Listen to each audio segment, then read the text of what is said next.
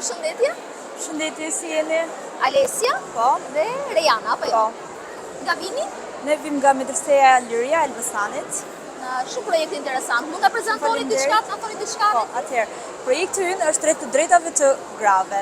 Ne donim të me anë të këtij projekti të përfaqësonim të gjitha të drejtat e tyre, të cilat mohojnë dita ditës, kryesisht nga gjinia mashkullore.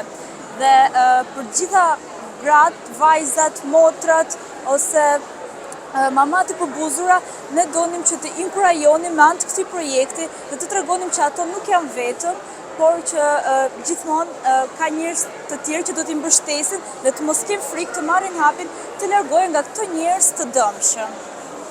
Unë po shikoj që krahas drynave që keni që besoj prezupozojnë dhunën, druajtjen, burgosje, le të themi në një farë mënyrë të tepërt. Shikoj që pas kemi të disa çelësa, e marr me mend si çfarë duan të thonë ata, por unë do doja që jam shumë sigurt që ju po mendoni që kjo është dora e një burri. Jo, mund të jetë një dorë, dorë dikujt. Okej, unë doja që ta edhe unë këtu doja dilje që kjo dora, në fakt mund të jetë edhe dora e vetë vajzës, sepse vendimi i saj final i përket asaj, nëse ajo do që të vazhdoj të jetë përbuzur, e mbyllur, apo nëse ajo do ta lër veten të lirë, të marrë një vendim dhe të largohet një herë mirë. Edhe nëse ato zinxhir do të jetë vështirë për të hequr në fillim, do të t'i lëm plagë, është më mirë që ajo të largohet dhe plagët të shërohen me kalimin e kohës, sesa zinxhirit të jenë gjithmonë në trupin e saj dhe të kenë një dhe gjithmonë pra të jetë e lënduar nga to. Më pëlqeu shumë Alesia fakti që kjo mund të ishte dora e vetë vajzës, ishte shumë interesante kjo gjë. Nuk e kisha menduar në këtë prizëm, shumë interesante.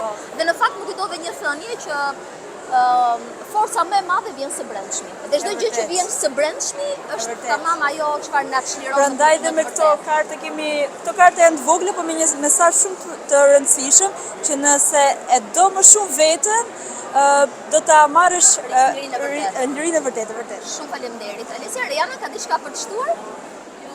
Thjesht dua të them që duhet sa më shumë të ndërgjegjësohemi drejtat e shtuas dhe ta kuptojnë se ato nuk janë vetëm. Faleminderit Rejana dhe Alesia dhe shumë sukses. Shumë faleminderit, mirupafshim.